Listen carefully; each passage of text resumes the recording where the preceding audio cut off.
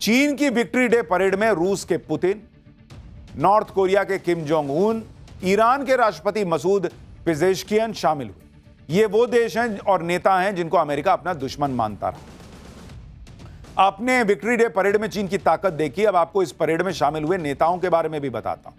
ये वो तस्वीरें हैं जो आमतौर पर आसानी से देखने को नहीं मिलती। चीन से ही पीएम मोदी ने ट्रंप को मैसेज दिया था और अब खुद चीन ने अपनी ताकत दिखाते हुए ट्रंप को मैसेज दिया।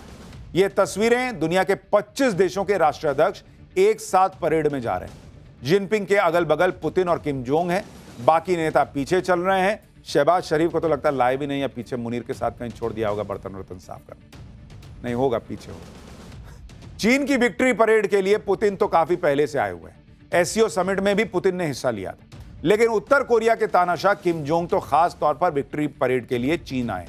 चीन की विक्ट्री परेड में शामिल होने के लिए किम जोंग अपनी खास ट्रेन से बीजिंग पहुंचे। किम जोंग को हवाई जहाज में सफर करना पसंद नहीं, डर लगता है उसको कि कहीं प्लेन पर कोई हमला ना कर दे। इसलिए किम जोंग अपनी फुल्ली आर्मर्ड और लग्जरी ट्रेन से ही सफर करता है।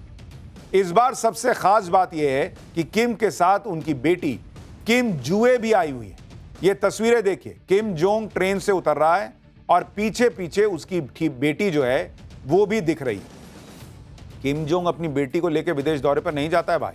ये पहली बार है जब इतने बड़े ग्लोबल लेवल के इवेंट में किम जोंग अपनी बेटी को लेकर पहुंचा है। उत्तर कोरिया में तो किम जोंग अपनी बेटी के साथ कई बार देखा गया, लेकिन यह पहली बार है कि किम जोंग उन अपनी बेटी को इस तरह से विदेश लेकर गया है। किम जोंग जल्दी कहीं बाहर जाता ही नहीं। अगर कहीं जाता है तो बहुत ही अलर्ट मोड में रहता है।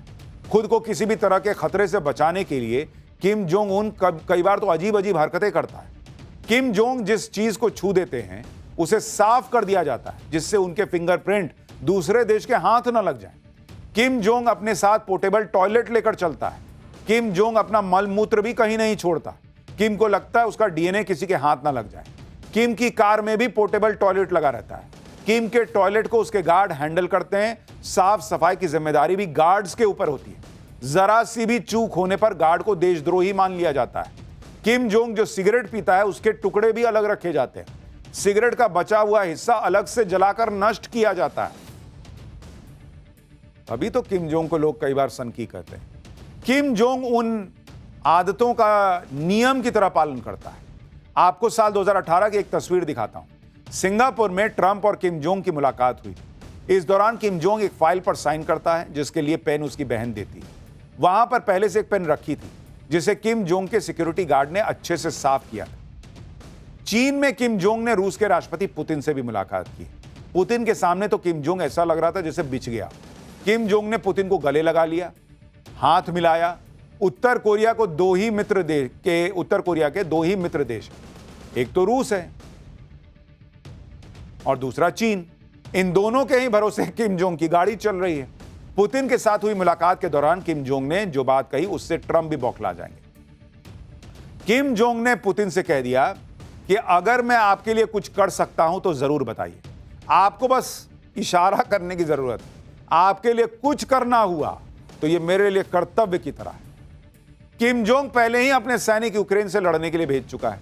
अब उसका यह बयान ट्रंप को चुभ रहा होगा कि भाई ये तो अलग खड़ा हो गया एक पुतिन के साथ।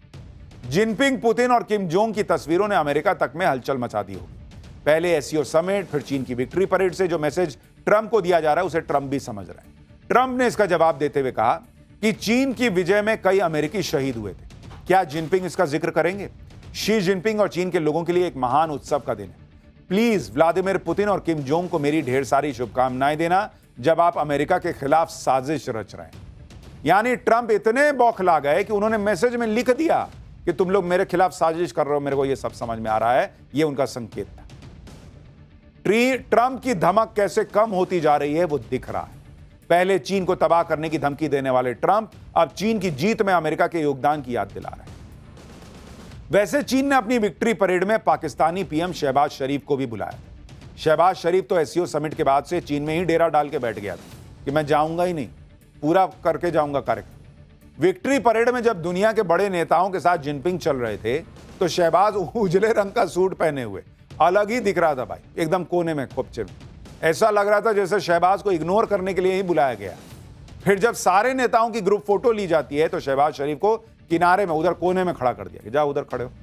उसके होने से किसी को कोई फर्क ही नहीं पड़ रहा था। इसी तरह से जब जिनपिंग, पुतिन और किम जोंग रुक कर बात करते हैं तो शहबाज शरीफ हाथ बांध के खड़े हो जाते हैं। पीछे देखिए, कोई भाई की इज्जत ही नहीं है।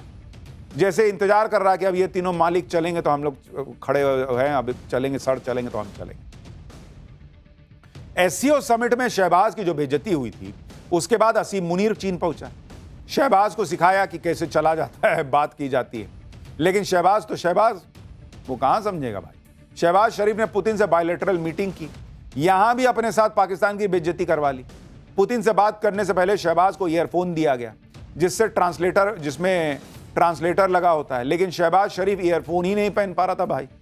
ये देखिए, तो कान में छेद कर रहा है, ऐसा लग रहा है कान की रिंग पहनेगा। पुतिन को बोल के समझाना पड़ा कि मिस्टर प्राइम मिनिस्टर इस तरह से ईयरफोन लगाते हैं। और ये पहली बार नहीं हुआ, पिछले बार भी भाई ऐसे ही हाल बला गया। एक बार देखिए क्या हुआ। Mister prime minister,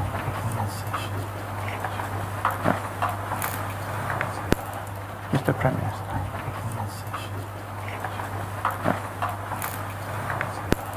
mister prime minister. क्या देश है भाई, इसके प्राइम मिनिस्टर को कान में ईपी लगाने नहीं आ रहा।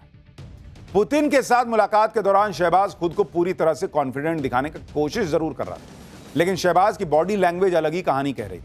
शहबाज ने कहा कि वो भारत और रूस के संबंधों की कद्र करते हैं और रूस के साथ खुद अच्छे और मजबूत संबंध बनाना चाहते हैं। ये सब बोलते हुए शहबाज पुतिन की आंखों में नहीं देख पा रहे थे। वहीं शहबाज के इस बयान पर पुतिन का रिएक्शन भी देखने लायक था, जैसे सोच रहे हो कि ये क्या ही बोले जा रहा है। देखिए क्या माहौल था वहां। शहबाज शरीफ पुतिन से कह रहे हैं कि हम आपके और भारत के जो संबंध हैं वो हमारे लिए एकदम ठीक है, हमको कोई दिक्कत नहीं, लेकिन हम आपसे और संबंध बनाना चाहते हैं। पुतिन भी सोच रहे होंगे कि तुमको अगर दिक्कत हो जाती, कि तुमको अगर पसंद नहीं है भारत और रूस के रिश्ते, तो क्या हम तोड़ लेते क्या? तो तुमको पसंद आ रहा है, इससे हमको क्या लेना देना भाई। खैर जा गया है थोड़ा टाइम पास। वहां देखिए ये सब कर रहा है। इसके देश में क्या हो रहा है आप सुनिएगा। अगला चैप्टर उसी पे। सड़क पर खूनी खून है पाकिस्तान में, चीख पुकार मची है। ट्रंप मुनीर के खिलाफ पाकिस्तान में युद्ध शुरू हो गया है क्या? उधर शहबाज मुनीर चीन की चापलूसी में लगे रहे, इधर पाकिस्तान के साथ क्या गजब कांड हो गया आपको ये बताता हूं। आतंक को पालने वाला पाकिस्तान इस वक्त दहला हुआ, क्योंकि शहबाज और मुनीर तो इस वक्त चीन की चापलूसी करने में बिजी हैं। इधर पाकिस्तान में गजब कांड होते जा रहे हैं। अभी चीन को मक्खन लगा रहा मुनीर कुछ समय पहले तक ट्रंप की चापलूसी कर रहा था। ट्रंप को मुनीर ने बलूचिस्तान एक तरह से बेच ही दिया था, ताकि ट्रंप का दामाद बलूचिस्तान के मिनरल्स निकालकर अपना बिजनेस चमकाए। लेकिन मुनीर ट्रंप की यह डील होते ही अब बलूचिस्तान उबल पड़ा। वहां मुनीर ट्रंप की डील के खिलाफ एक तरह से युद्ध शुरू हो गया है। For more of such videos, do like, share and subscribe to ET Now Swadesh.